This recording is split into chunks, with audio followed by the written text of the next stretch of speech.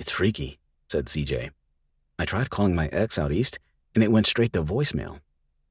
I hope something didn't happen out that way." "It probably is an accident," Ruben said. "A big one. Maybe even a pileup. Might be worth taking a look on a local news site. Something like this is bound to make the news." Suddenly, and with urgency, the rear door of the limo burst open, and Mindy jumped out screaming horrifically. "Oh my God! Ruben!" Ruben and Roger rushed toward her. Did something happen? What was wrong? Mindy appeared scared and confused as she held her phone, turning left to right. "What is it?" Roger asked. "What's wrong?"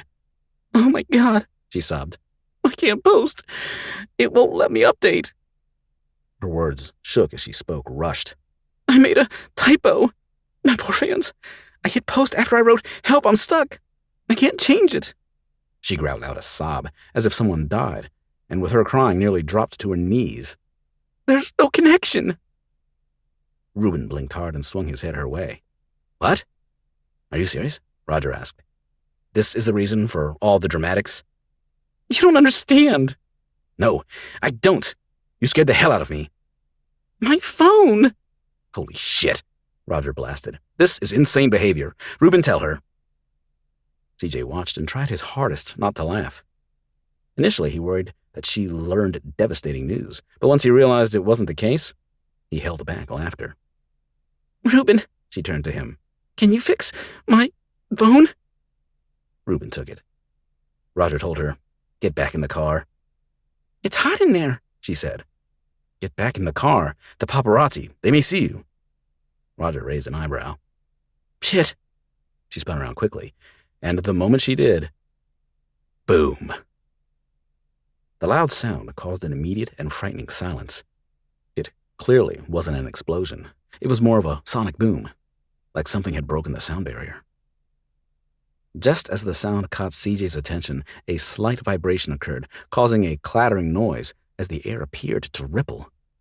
Instantly, he panicked. As he took one step to return to his son on the shuttle, the ground began to shake. It started mildly, then it quickly built with intensity. The section of 105 where they had come to a standstill was on a raised section. It hovered over the street below by 20 feet, and as CJ raced for the shuttle, the highway swayed like a rope bridge. He couldn't keep his balance. Every few seconds he fell to the ground and fought to stand again. The rumbling was loud, causing pressure in his ears. As he spotted the shuttle, he then saw his father holding Carter tight in his arms. They had gotten out. Just as he thought, "Thank God," came to his mind in relief, a loud crack jolted the road. Guy turned his head to his left, then wide-eyed he leapt forward in the nick of time. The shuttle and the cars before and after it dropped out of sight as that part of the overpass collapsed. Debris flew through the air.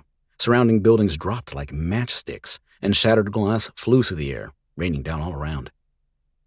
CJ bolted their way, grabbing onto them as the three of them tried with diligence to stay standing. Carter's screams were muffled in his grandfather's hold and the noise of the quake. CJ knew his son was scared. He had to be. He just held on to them. The only way off that overpass was to drop with the road, and if that was going to happen, it would happen to them all. Ruben saw Roger try to grab for Mindy, but he wasn't fast enough or close enough. Surely it had to be panic that caused her to jump back in the Humvee the second the earthquake started. She jumped in and shut the door. What was she thinking? Ruben flung open the back door. Inside, Mindy fought frantically to put on a seatbelt. "You can't stay in here," Ruben shouted. "Shut the door! Shut the door!" He extended his arm in to get her, but another jolt of the ground sent him flying inside and the Humvee door slammed as Ruben landed on Mindy. He barely had time to understand or register everything she screamed at him when the hardest quake hit. It was a shock of the ground like no other. Ruben knew exactly what it meant. He felt the Humvee bounce upward and move.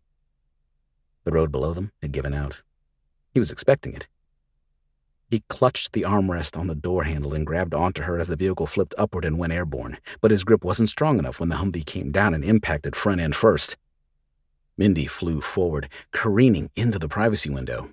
It held her without breaking. Ruben gripped to the seat for dear life as he dangled above her. The ground finally stopped shaking, and the Humvee came to a halt resting upright on the front bumper.